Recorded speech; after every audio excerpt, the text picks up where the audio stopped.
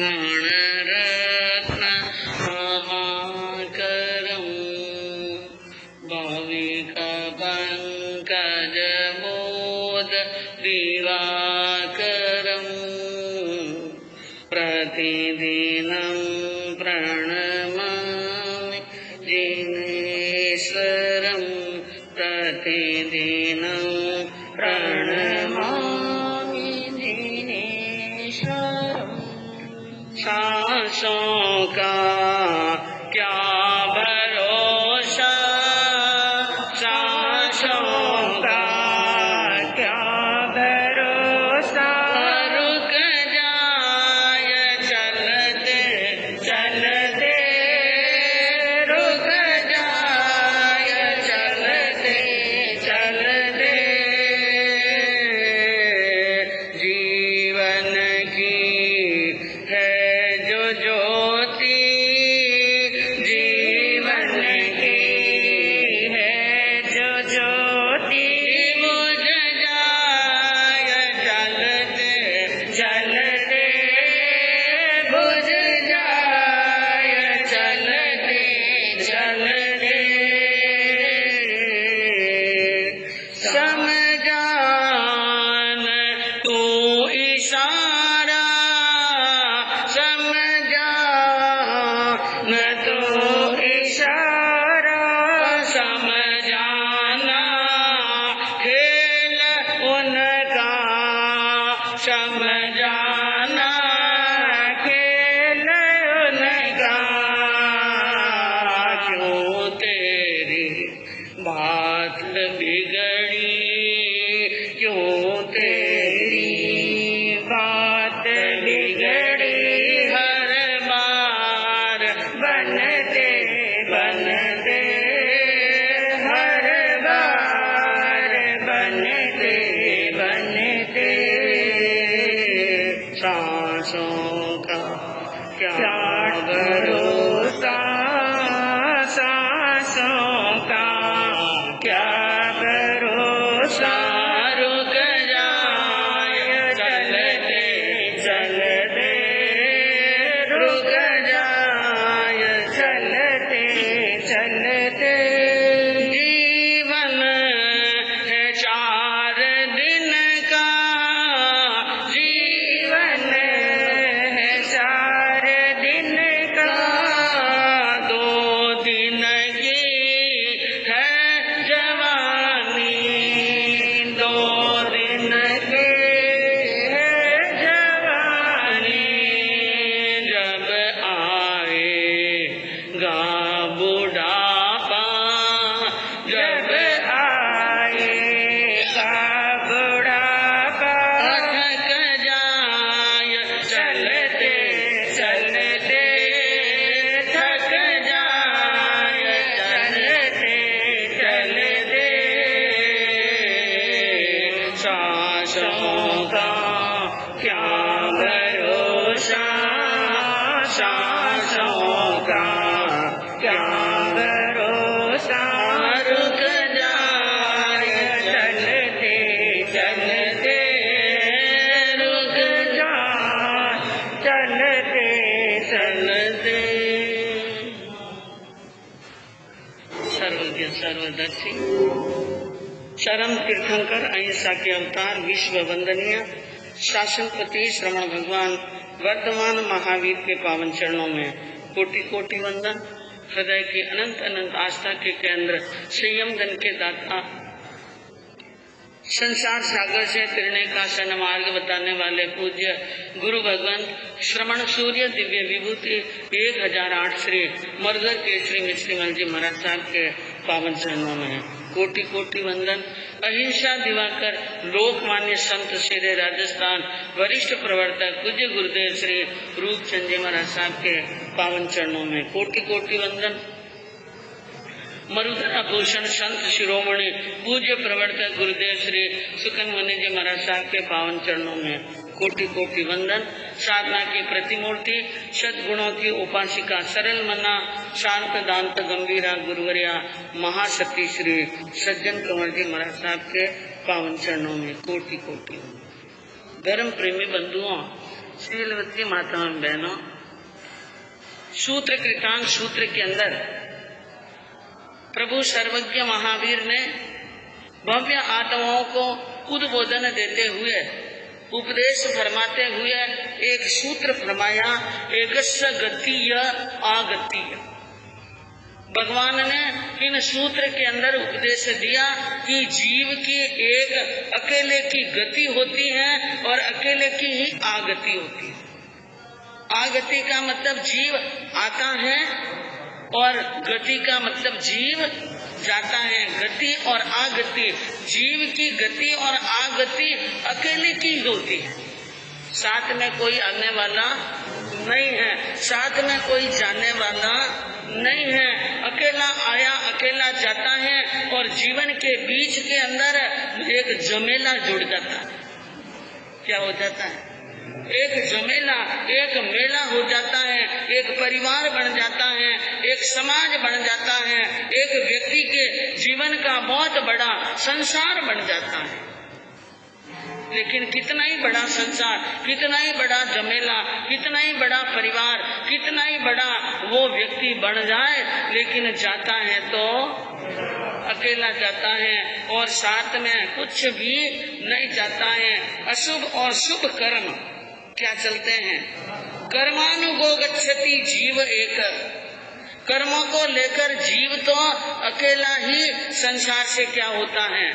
रवाना होता है। बाकी आप कितना ही इकट्ठा कर लो, कितना ही घर जमा लो, कितना ही घर सजा लो, दुनिया की सारी व्यवस्था आप अपने घर में कर लो, लेकिन अभी आपने सुना लता मंगेशकर के जीवन के अंतिम क्षणों का अनुभव और जीवन का निचोड़।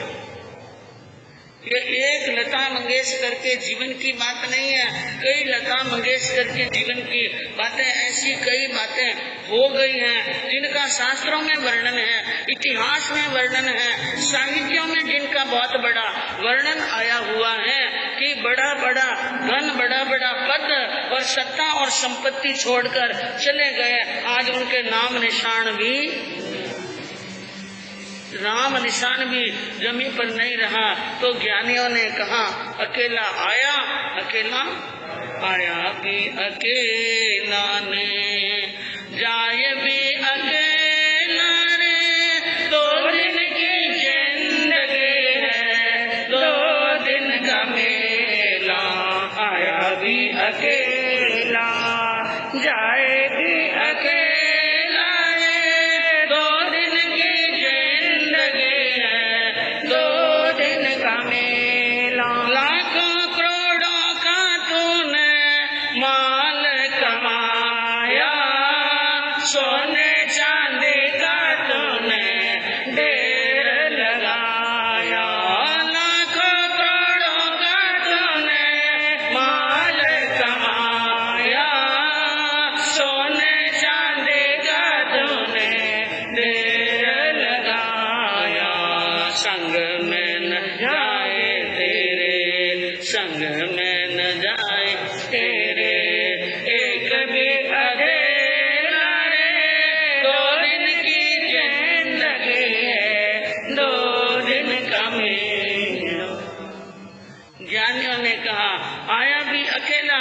जावे भी अकेला। 2 दिन की जिंदगी न 2 दिन का मेला। लाखों कमाए, करोड़ों कमाए, अरबों कमाए, सोने चांदी के ढेर लगाए, लेकिन 8 आने का अधेला भी साथ चलने वाला, डोरा भी साथ चलने वाला। कितनी बड़ी विडंबना है, कितना बड़ा मनुष्य योजना और कितनी बड़ी यानी बातें सोचता है और चलने के लिए साथ में कुछ भी नहीं चलता है। ऐसे उदाहरण सैकड़ों अपनी आंखों से देख लिए हैं, अनुभव कर लिए हैं, फिर भी नहीं जागता। बड़ी विडंबना तो इस बात की है कि फिर भी वो जागता नहीं। अभी तक झटका नहीं लगा, अभी तक जीवन में क्या नहीं लगा? झटका नहीं लगा। एक गांव में एक बहुत बड़े लाला जी रहते थे। ये झटका भी कभी कभी लगता है, और जिस समय झटका लगता है ना, उस समय हमारे हाथ में कुछ भी नहीं होता है। इसको भी सुन लीजिए कि एक लाला जी थे और लाला जी के पास में अपार संपत्ति, बहुत संपत्ति थी, बहुत सारा बड़ा उनके पास में धन था। 3 बेटे थे उनके।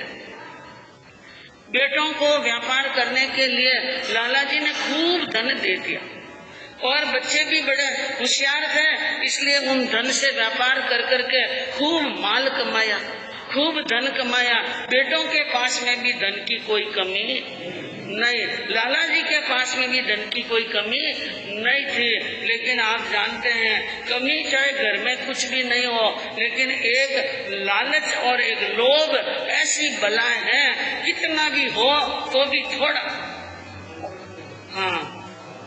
संतुष्ट नहीं होता है, और संतुष्टि नहीं आवे जीवन में तो सुख आने वाला नहीं है। बहुत धन था।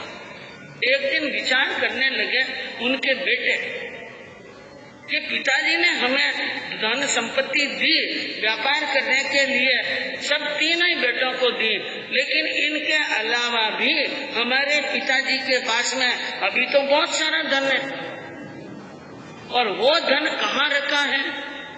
लाला जी ने इसके बारे में बेटों को मालूम नहीं। अब वे रोज उनके दिमाग में खुद की कमाई का इतना धन है तो भी उनके दिमाग में पिता का धन घूम रहा। मेरे पिताजी का वो जो धन है वो कहाँ पर है? अब वो पता लगाने की खूब कोशिश कर रहे थे और खूब उन्होंने इधर उधर ढूंढा, पता लगाया, लेकिन पता लगा ही नहीं। किसको दिया है कि ब्याज पर दिया है, कहाँ दिया, किसको दिया, कहाँ रखा, कौन सी तिजोरी, कौन से बक्से में कहाँ रखा है, कोई मालूम। लेकिन एक दिन क्या हुआ, अचानक लाला जी बीमार हो गए, शायद ब्लड प्रेशर हाई हो गया होगा और लकवा मार गए। क्या मार गए? लकवा मार गया। एक अंग रह गया और जबान पर भी लकवा मार गया। जबान पर भी क्या मार लिया? लकवा मार लिया। तो अब जबान पर लकवा मारने के बाद में व्यक्ति अपने मन की बात नहीं। बहुत बड़े लाला जी, बहुत बड़े धनवान अमीर, पूरे गांव में ये बात फैली, लाला जी बीमार हो गए, लाला जी को लकवा मार।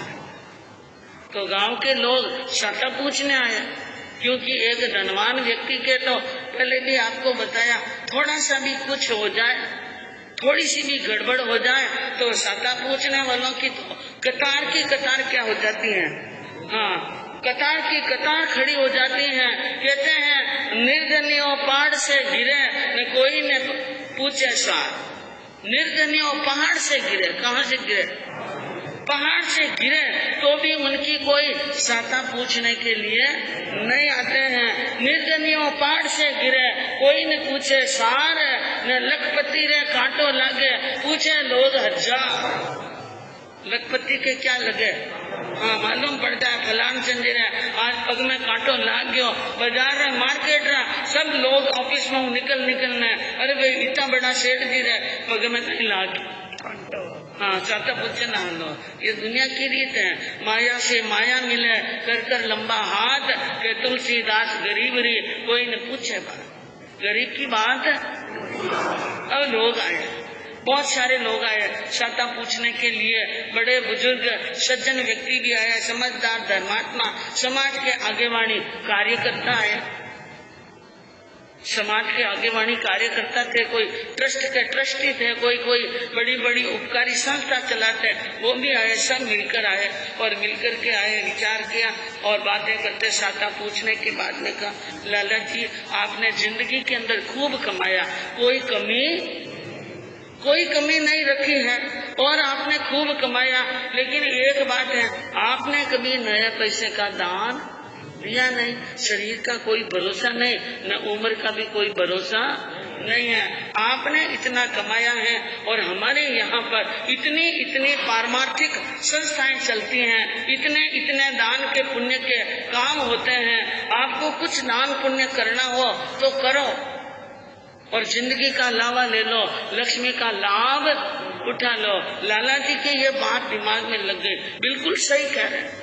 ये जो समाज के बड़े बड़े बुजुर्ग लोग आए, पदाधिकारी आए, ये बिल्कुल सही कह रहे हैं। मैंने जिंदगी में एक दमड़ी का दान दिया नहीं, और अब दान देना है। अब कहाँ कितना देना है, कबूतरों के लिए कितना देना है, गायों के लिए कितना देना है, मानव सेवा के लिए कितना देना है, और दवाई पानी औषध के लिए कितना देना है। अब वो जबान से बोलकर कि भाई इतना वहाँ इतना वहाँ इतना वहाँ दे, तो वो बोलकर नहीं कह सकते, क्योंकि बोलने की ताकत नहीं है। ताकत नहीं, क्या जबान ही जबान पे लकवा लग गया। इसलिए ज्ञानियों का कहना है कि जब तक आपका वश चले, जब तक इंद्रियों में शक्ति है और कलम भी तेरी चलती है, तब तक तू धर्म हित रहल सदा अगवानी है, 2 दिन की जिंदगानी। जब तक इंद्रियों में शक्ति है, जब तक शरीर के अंदर ताकत है, जब तक घर में हक चलता है, आपकी संपत्ति, आपकी कमाई हुई संपत्ति पर आपका अधिकार है, तब तक धर्म के काम कर लो। बाद में कोई किसी का भरोसा नहीं। अब लाला जी का मन अंदर से छटपटाने लगा, तड़पने लगा कि मैं इनको लाखों नहीं करोड़ों का एक साथ में क्या दे दूं। जिंदगी में जो नहीं दिया मैं ब्याज सहित सब कुछ दे दूं, लेकिन बोलने की ताकत नहीं। इसलिए उन्होंने दीवारों के ऊपर हाथ फेरा। दीवारों पर क्या, जो बड़ी बड़ी इमारतों की, उन जिन इमारत में रहते हैं बड़ी बड़ी दीवारें थी, उन दीवार पर हाथ फेरा। क्या फेरा? तीनों बेटे सामने खड़े, तीनों बेटे क्या खड़े थे? सामने। और पिताजी ने हाथ फेरा दीवारों के अंदर, इसलिए कि धन सारा दीवारों में। धन किसमें है? दीवारों में है। दीवाना तोड़ दो, धन ले लो, और जहाँ जितना चाहो लगा लो। इसलिए बार बार दीवार की तरफ हाथ कर रहे थे, ऊपर नीचे कर रहे थे। तोड़ दो इसको, ले लो धन। अब बेटे समझ गए लालची कि धन कहाँ पर है? दीवारों में। अब कैसी बात बनाई, कैसी कला से बात बनाई। उन्होंने कहा, क्यों हमारे मरते हुए पिताजी को दुखी कर रहे हो, और क्यों इनको यानी परेशान कर रहे हो। ये बेचारे बार बार कह रहे हैं धन जितना था इन दीवारों को बनाने में लग गया। इतनी ऊंची दीवारें चढ़ाई, आकाश गगनचुंबी महल बनाया, उस दीवारों में सारा धन लग गया। इसलिए हमारे पिताजी को ज्यादा कुछ भी मत कहो, अंतिम समय में परेशान मत करो। बेटों की ये बात सुनी, लालची बेटों की, तो लाला जी की आंखों में क्या आ गए? बड़े बड़े आंसू आए। उन्होंने कहा, मन में सोचा ये मेरे कपूत बेटे, इतना धन पास में है तो भी इनकी नीयत अभी धापी नहीं, और ये दान देने के लिए तैयार नहीं है। पिताजी को मोटे मोटे बड़े बड़े लंबे लंबे आंसू बहाते हुए देखा, तो बेटों ने कहा, पिताजी चिंता मत करो, हम तीनों ही संभाल लेंगे। क्या करेंगे? हम तीनों ही संभाल लेंगे, आप आराम से पधारो, कोई चिंता मत करो। मरना हो तो मरो, आराम से मरो, चिंता मत करो। 2 पीछे पड़ा है वो हम संभाल लेंगे। बंधुओं, तो लाला जी एक नई दमड़ी का दान दे नहीं सके, और उस दुख में आर्त ध्यान के अंदर कि मैं कुछ नहीं कर सका, ऐसे रोते रोते एकदम छाती में जोरदार दर्द हुआ, 2 हिचकी आई और हंस उड़ गया, प्राण पंखे रूप उड़ गए। क्योंकि बुलावा आता है तो कोई रोकने वाला आएगा, बुलावा तो जाना पड़ेगा, आएगा बुलावा तो जाना पड़ेगा। सर तुझको आखिर झुकाना पड़ेगा, सर तुझको आखिर झुकाना पड़ेगा। वाहन चलेगा, बहाना किसी का नहीं चाहिए, दिल दुखाना किसी का नहीं चाहिए,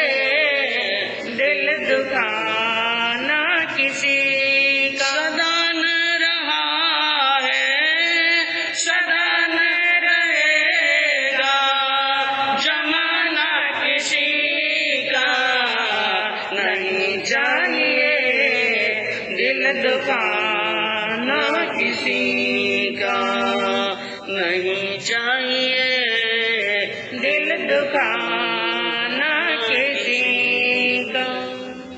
ज्ञानी कहते हैं कि जिस दिन उनके घर का बुलावा आता है तो जाना पड़ता है, वहाँ कोई बहाना काम आने वाला नहीं है।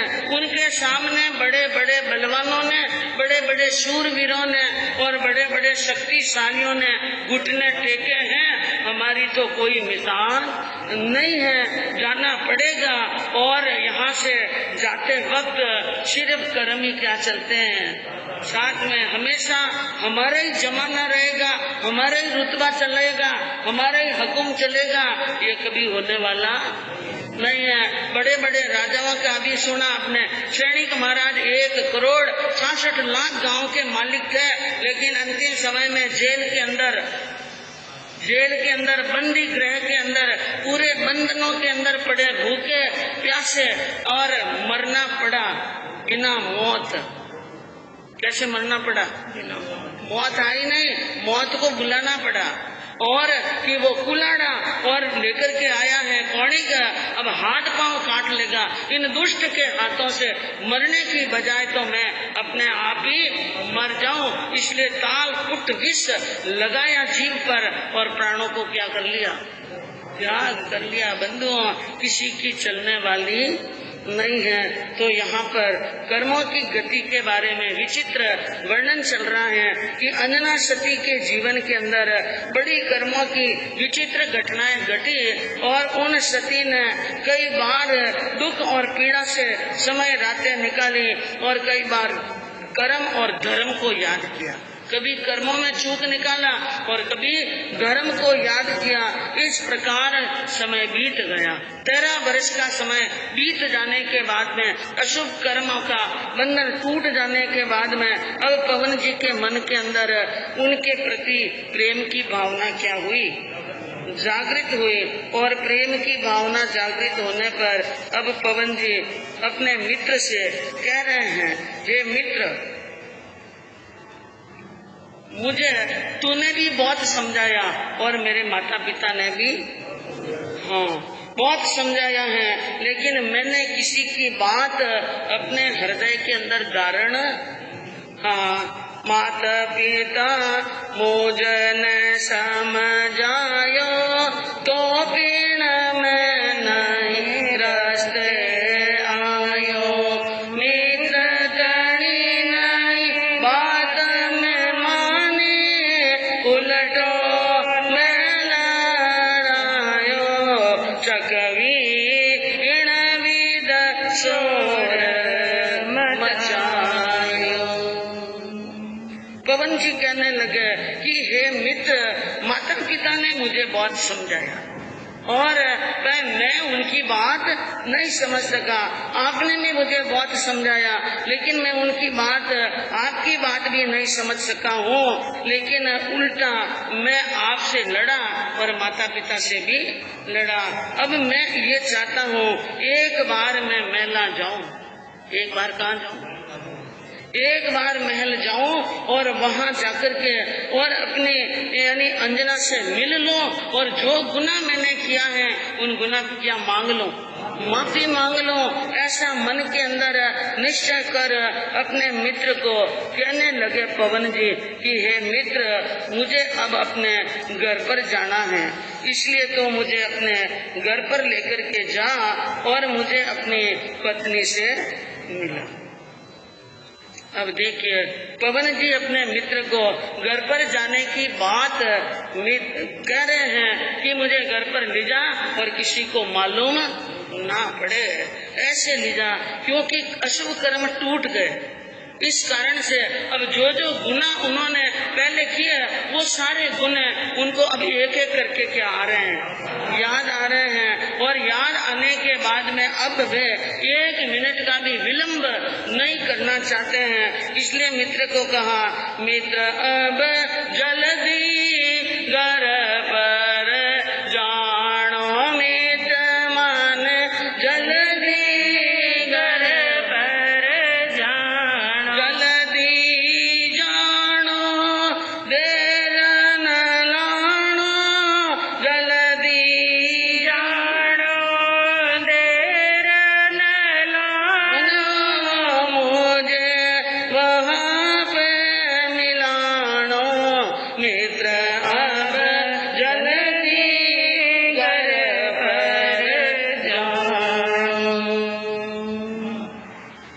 जल्दी जाना है, देर नहीं लगाना है और जल्दी से मैं अंजना से मिल लूं, क्योंकि सती अंजना मैं रण क्षेत्र में आ रहा था, शगुन देने के लिए सामने आई और मैं दीनी लात प्रहार, मैंने उनको लात का प्रहार कर नीचे डाल दिया, उन सती का अपमान किया और सती बनी अति दुख दिनों, झगड़े को हो गए त्यार, युद्ध में जाने के लिए तैयार हो गया।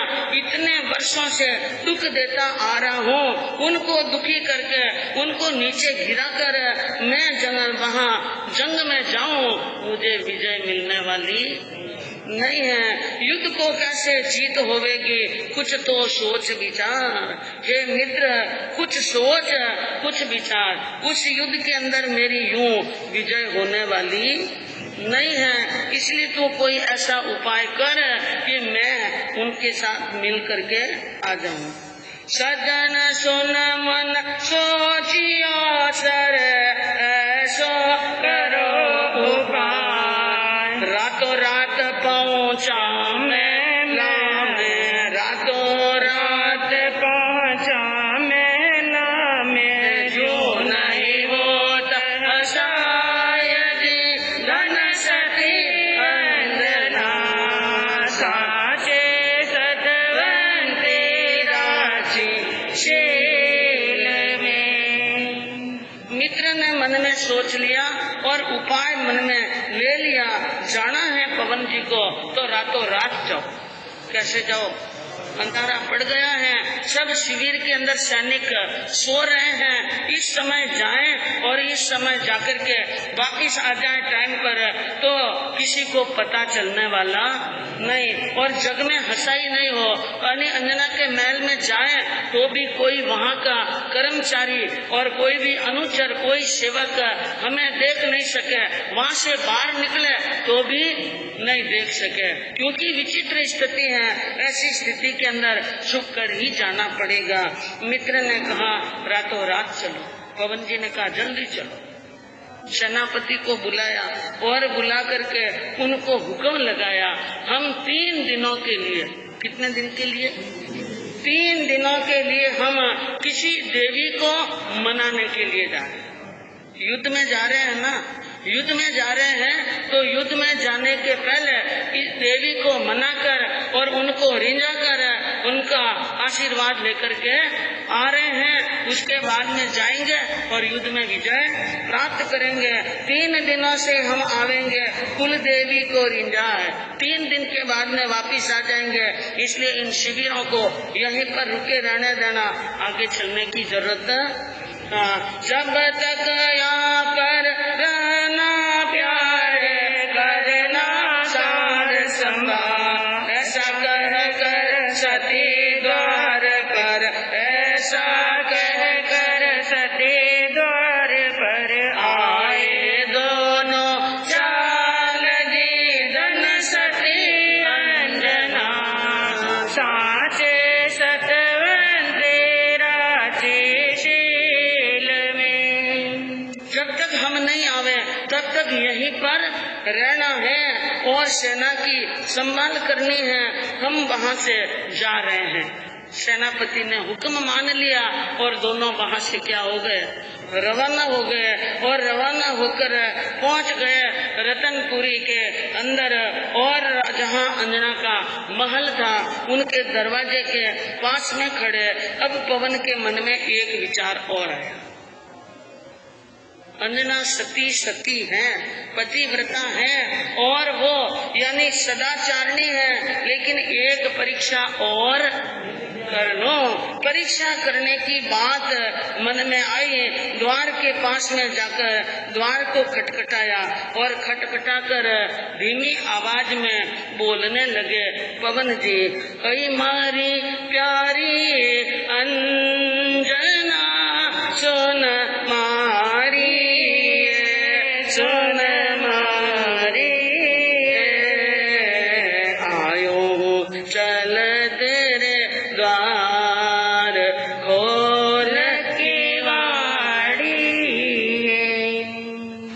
धीरे से आवाज दी, हे अंजना मैं तुम्हारे द्वार पर खड़ा हूँ, तुम्हारा इंतजार कर रहा हूँ, जल्दी से आओ और द्वार खोल दो।